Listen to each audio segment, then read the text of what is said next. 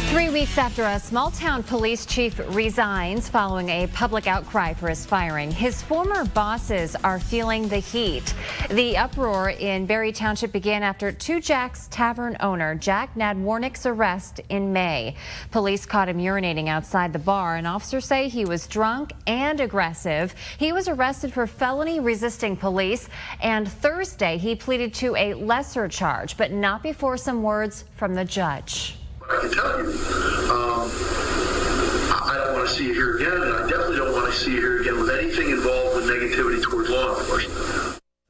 Following Nadwarnick's arrest, accusations started flying of excessive force and abuse of power directed at Police Chief Victor Pierce. State police found no evidence to support the claims, but Pierce still resigned, which many hoped would restore peace. Tonight, our Jared Worksma is live in Barre Township following another heated meeting. Jared.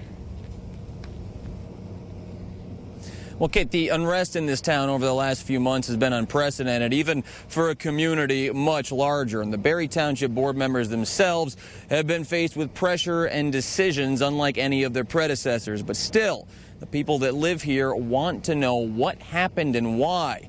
Because those answers are not coming forth, anger is mounting again.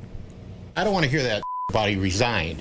He was forced to resign. There's no question in my mind he was forced to resign. While many issues remain in Barre Township, many of its people have united on one issue. People are just really upset with the board. Allegations include ignoring obvious warning signs of friction between the people of Barre Township and its police department. I've heard all this and nobody came forward. People came forward.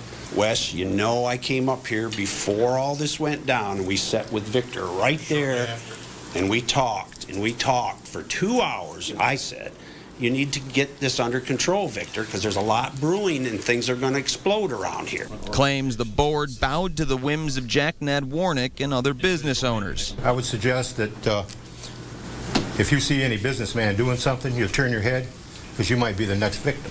And withholding, even concealing public information. I was told before Victor resigned there was a plan in place already to replace him when he resigned.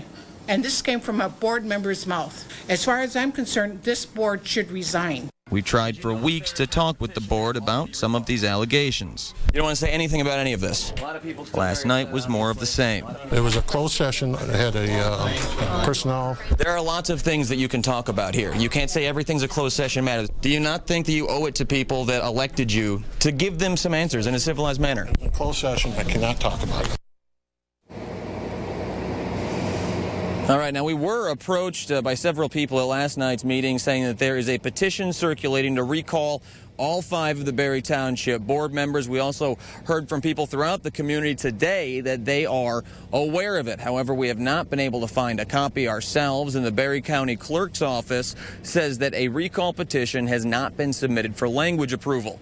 If and when that happens, we'll let you know. For now, we are live in Barre County. I'm Jared Worksma, News Channel 3.